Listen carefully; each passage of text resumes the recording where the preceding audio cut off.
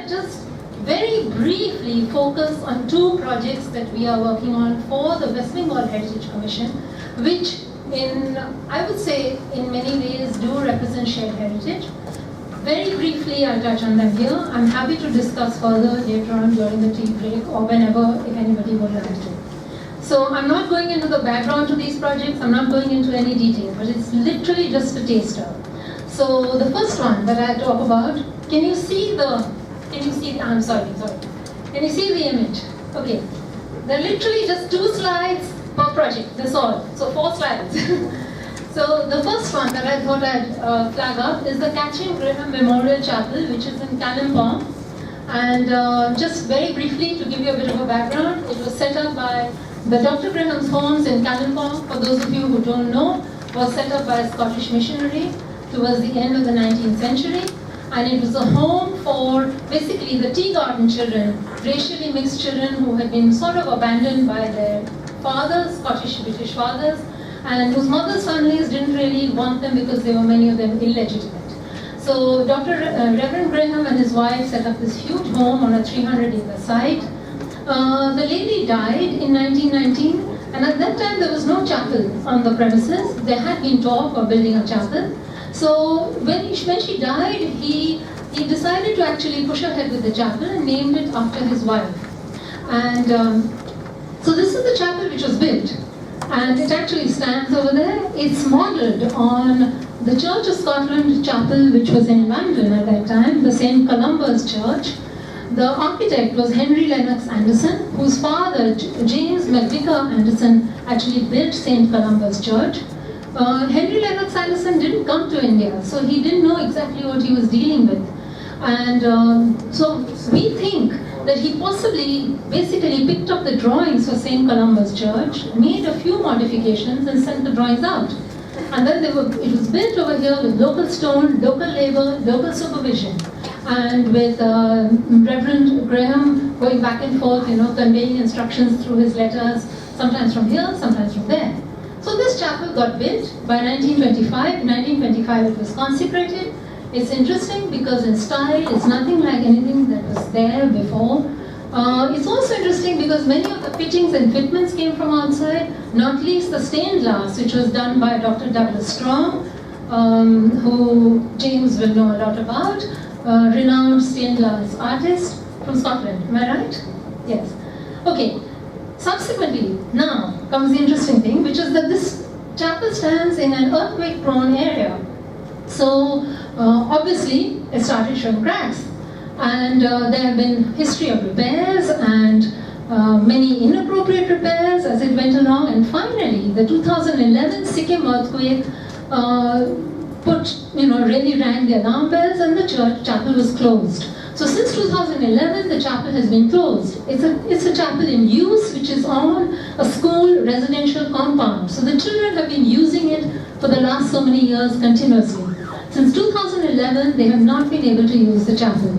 2013, the West Bengal Heritage Commission, on the basis of an application which was made to them, has granted some money for actually restoring and rehabilitating the building and making it safe and being able to open it again, not just to the school children but to the entire community, because it's a very well-loved church for the entire surrounding community.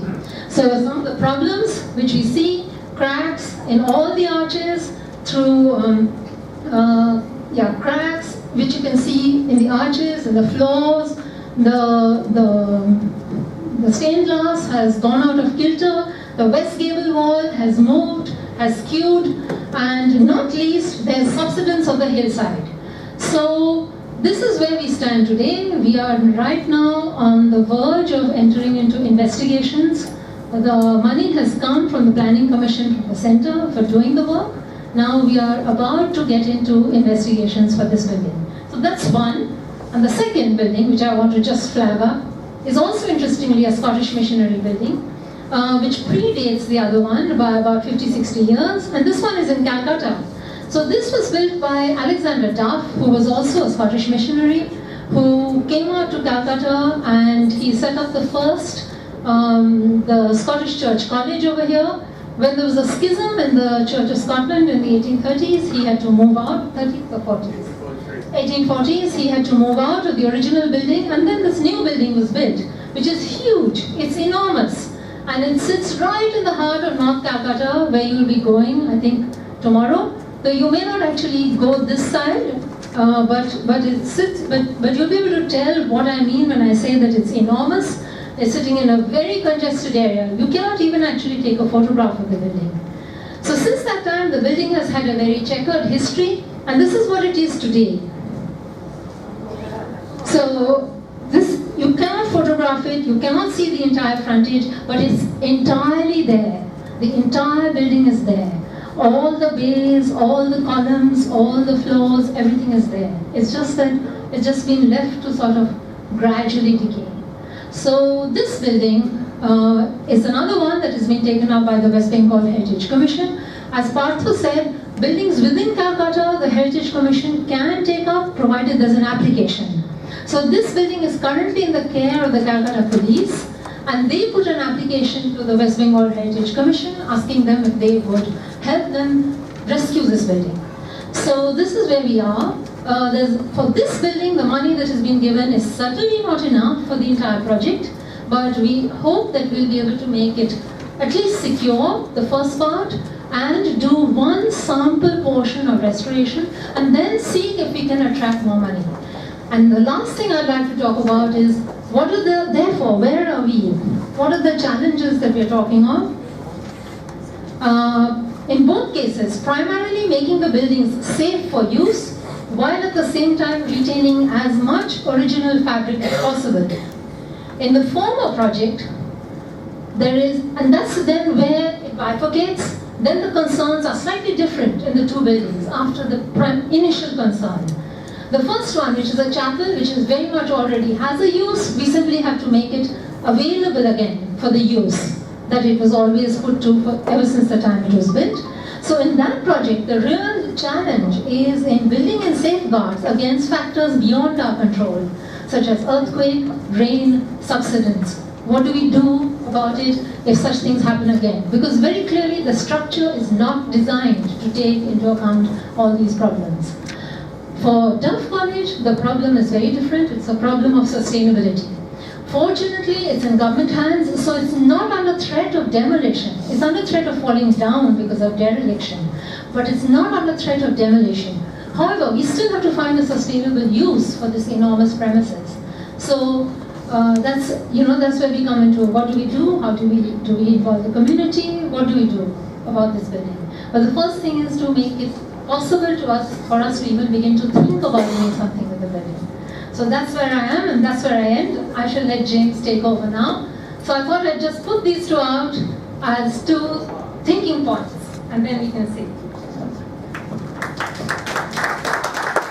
Thank you, Nilina. I'm an architect in Edinburgh, as has been told. I've been coming to Calcutta for 10 years now, once or twice a year. And strange as it seems to many, I regard Calcutta as my second home, my second city. I am enormously fond of this city. Quite surprising, perhaps. It's a complex, wonderful, rich, vibrant city, and I believe it has a tremendous future. We had 2 weeks ago, we had the Chief Minister, Mamata Banerjee, and the Finance Minister, Dr. Mitra, with a trade delegation in Edinburgh. We were all of us trying to persuade them that Calcutta is one of the great cities of the world. Calcutta is a great heritage city. The potential for developing a strong tourist economy in Calcutta is vast. But the first thing is that the government of West Bengal needs to recognize that Calcutta is a heritage city and that it needs to take heritage seriously. I came to Calcutta first in 2007 in order to write an inspection following an earlier superficial inspection by my former boss and mentor, Bernard Fielden, Sir Bernard Fielden, and I have to say, this is India. I came in 2007. I was eventually commissioned to enable to start and carry out the inspection in 2012. But that work has been done, and it was extremely interesting. We spent, a team of 4 of us spent 2 weeks. We covered every square inch of that extraordinary building. I'm terribly appreciative for all that Nita Das said about the Scottish Cemetery. In 2007, I was cornered by the presbyter of St Andrew's Church, who said, could you help us with our cemetery? It was jungle, as Nita has said. It was jungle, but I was very much reminded of the sayings of this man, Patrick Geddes, the friend of Rabindranath Tagore when he worked at Shantinitikan, who was the father of town planning, a son of Edinburgh, and he believed that cities were complex living organisms, and that planning was not just about the physical fabric of buildings, but it was about the people who lived there, the work and activities that went on there. His mantra was place, folk, work. He invented, in that he was father of conservation, he invented the phrase conservative surgery, because he believed that all interventions in cities had consequences, many of them unpredicted and unpredictable. And therefore, if one managed cities conservatively, minimizing change, particularly radical change, you could manage the cities best. He also believed passionately in the need for green spaces in densely populated areas, and he created little gardens all over the medieval town in Edinburgh. The Scottish Cemetery is just such a green space, and it was always the intention that this should become a resource for the community, and it was enormously thrilling to see yesterday just how this was being achieved by Nita and her colleagues. We carried out in 2009 a major survey. My firm has one partner as an archaeologist. We employ 6 archaeologists who specialize in the survey and analysis of buildings. We also had a visit from the then Scottish Culture Minister, who signed an MOU with government in the Writers' Building. I am so thrilled to see, as we did yesterday, the ladies from the community, the children drawing. The cemetery really had taken on its new life, and the work that's been achieved in the last 5 years by Nita and her colleagues deserves enormous credit. I mostly work here now under the auspices of the Asia Scotland Trust, which is a charity set up in Scotland specifically to support the conservation of buildings, particularly buildings with strong Scottish connections in anywhere in Asia, but currently entirely focused on Calcutta. We've been looking at a number of buildings. The first of them, the Scottish Church Collegiate School, founded by Alexander Duff, just mentioned. That's his portrait on the right of the screen. He was an important figure, a close friend of Raja Rammohun Roy, and is said to have been credited, along with Rammohun Roy, for the fact that English became the language of education and administration in India. Now, whatever one may think about that, India would not be the India that it is today if it had not had the common language of administration and education. That project is sitting there. The headmaster, standing in front of the rows of desks, would very much like something to happen. The building needs to be repaired, restored, the stairs made safe for the children who study extremely well there. St Andrew's Church, and we've had the talk about James Gibbs and St Martin's in the Fields from Fleming, absolutely appropriately. This clearly is one of the most prominent heritage buildings in Calcutta, fronting Dalhousie Square, particularly alongside the Writers' Building, so it's very much in the public eye. It is the responsibility, part of the Church of North India now, formerly the Church of Scotland. It has a small but robust congregation, but major repairs, and not something they can take on. That slide, Fleming, is the little story of, those are 2 churches in Edinburgh on the right, plus St Andrews on the left. St Andrews is a splendid interior with these most wonderful chairs, beautiful, delicate ironwork. But one thing that actually is in place there is the ceiling, and that will become clear when I show you the next slide on. This is the plan of the church. Our problem lies with the roof. The roof was renewed in the 20th century. It originally had a roof exactly like that of St Olaf's and almost all other buildings in Calcutta, flat roof with Burma teak beams, pillar joists, clay tiles, and terrace, the grass terrace on the top.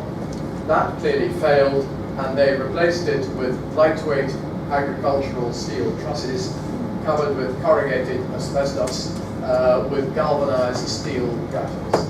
Well, unsurprisingly, after a lot of time, there is inside the roof, there is the original cornice, now encapsulated in the roof space, and as you can see, the ceiling in that structure is a ludicrously lightweight structure with kind of acoustic tiles fixed to these small bits of timber and tiny hangers. This is, I beg your pardon, I'm not doing this at all well. These, sorry? Our problem is to repair. The reason that I am so impressed with what the Danes have done at Ceramore is that my concept of shared heritage is that I see it particularly relevant to the colonial context. Shared heritage is about migration, but it's also particularly about colonization. Colonization is history. There's good and bad aspects of colonization. Whose heritage is the heritage of Ceramore? It belongs to Bengal, and it also belongs to Denmark. Whose heritage is Calcutta? It belongs to Bengal, but it also belongs to Britain and to a significant extent to Scotland. Ownership carries responsibility. It is, I believe, a responsibility for those who share heritage with West Bengal to support it. We at the moment don't yet have government support from Scotland or the UK, although I'm very hopeful that that may come soon. So what we're doing is raising funds through our charitable trust, and we intend to have this roof renewed by 2020, 2021. We've raised about £50,000 sterling so far. We're about a fifth of the way there. This is coming from private donors. Many people were baptized, or their parents were baptized in St Andrew's Church, from corporate donations, sponsorship, and so on. We will continue to work, and we hope to do exactly what they've done in Ceramore, set examples of how buildings can be restored by them. This is William Roxourgh, sometimes, well, normally regarded as the father of Indian botany, and the second superintendent of the Botanic Garden in Calcutta. He trained in Edinburgh.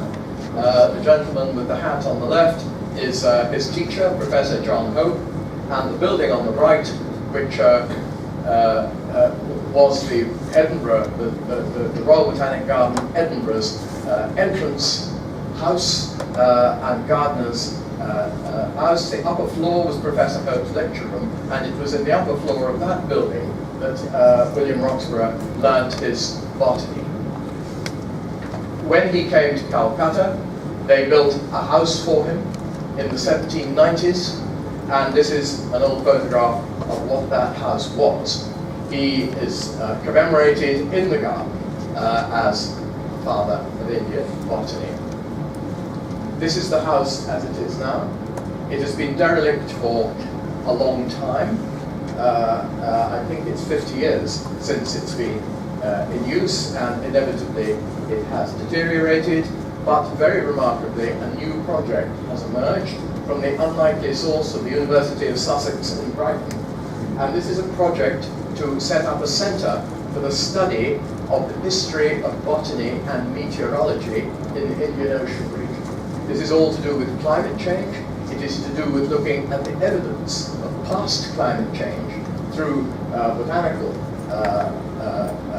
sources, and it has been suggested that the buildings here in the Botanic Garden in Calcutta should be the base for this centre. So there is now a real project with the Botanical Survey of India and the Department of Environment, Forests and Climate Change in Delhi for the restoration of these buildings. Nothing is cut and dried, no funding has yet been provided, but conversations are in progress. It is a beautiful building. This plan, well, you can see what a beautiful plan it is. A classic British Regency piece of architecture. And note the staircase on that plan. The bow at the back on the riverside has 3 layers of verandas, and the view of the river from the top is that. This is a spectacular and beautiful building. Inside, well, this is the most remarkable stair. It's a stair of the sort that we're very familiar with in the UK. The first one built by Inigo Jones in the Queen's House in Greenwich, a so-called pen check or geometrical stair in which each tread is secured and not cantilevered, but its rotation is resisted by security in the wall, and the load is passed down from one step to the other. The only thing is that in the UK, all these steps are made of stone. This is made of solid bolts of Burma teak. This is a very remarkable stair, and a very beautiful stair, and will be a great asset to the building. Also there is the herbarium building, modelled on the one at the Royal Botanic Garden at Kew in London, in a similarly poor condition. The interior, with its mahogany bookcases and botanical samples cases, cast iron, all made in Glasgow, upper floors and spiral stairs. The top right-hand picture is actually of the herbarium at Kew. The others are all of the building in the Botanic Garden in Calcutta. I couldn't close without showing you, without actually putting up this view of the Hooghly from Serampore as it was, as the moon was rising at the dusk last night. Thank you very much.